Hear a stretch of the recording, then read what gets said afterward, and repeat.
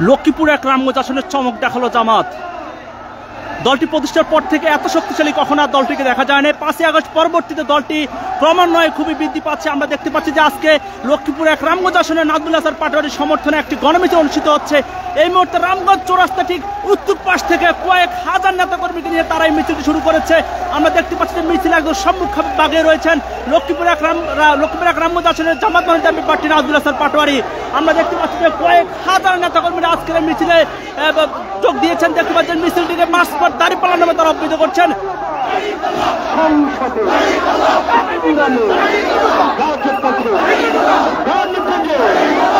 দর্শক আপনাদেরকে আরেকটি জানিয়ে রাখি, লক্ষ্মীপুরে এক আসনটিতে 1991 এবং 96 সালে আল্লামা লুৎফুর রহমান সাহেব নির্বাচন করেছিলেন। এর পরবর্তীতে জামাত আগে কখনো এমন নির্বাচন করে নেই। এবারই তাদের এখান মধ্যে প্রার্থী দিয়েছে উপজেলা জামাতের আমির নাজমুল হাসান পাটোয়ারিকে এবং নাজমুল হাসান পাটোয়ারির সমর্থনে আজকে 10টি ইউনিয়ন এবং একটি পৌরসভা থেকে কয়েক হাজার নেতাকর্মীরা তারা আজকের গণমিছিলে যোগ দিয়েছেন এবং গণমিছিলটি এই মুহূর্তে রামগঞ্জ সোনাপুর থেকে রামগঞ্জ চৌরাস্তার অভিমুখে রওনা দিয়েছে। আমরা দেখতে পাচ্ছি যে জামাত কখনো এত শক্তিশালী আর কখনো দেখা যায়নি।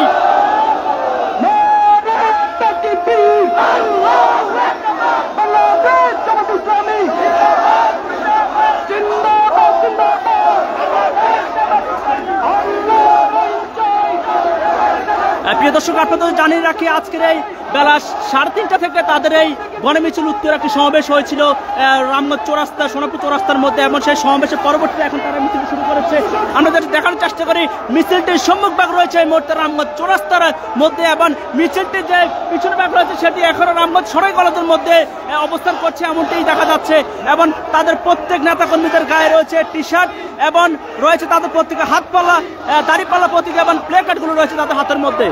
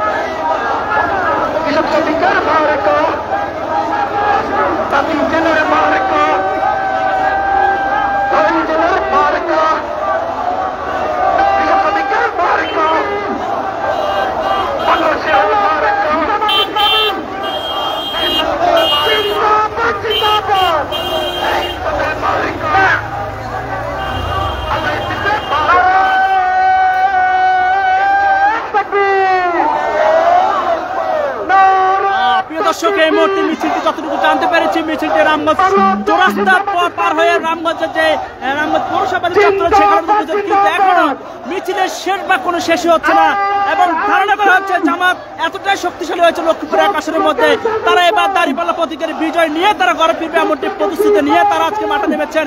আমরা দেখতে পাচ্ছি মিছিলের মধ্যে যে সকল শ্রেণী পেশার মানুষ অংশগ্রহণ করেছে, বিশেষ করে তরুণদের একটা ভালো অবস্থান আমরা দেখতে পাচ্ছি এখানের মধ্যে।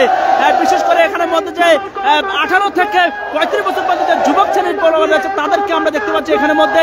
আমরা দেখতে পাচ্ছি মিছিলটি এখনো পিছন পাক রয়েছে এবং সম্মুখ সারিতে মিছিলটি এখন রামগঞ্জের যে চৌরাস্তাতে সেটি পার হয়ে এখন মিছিলটি অবস্থান করছে অনেক দূরে।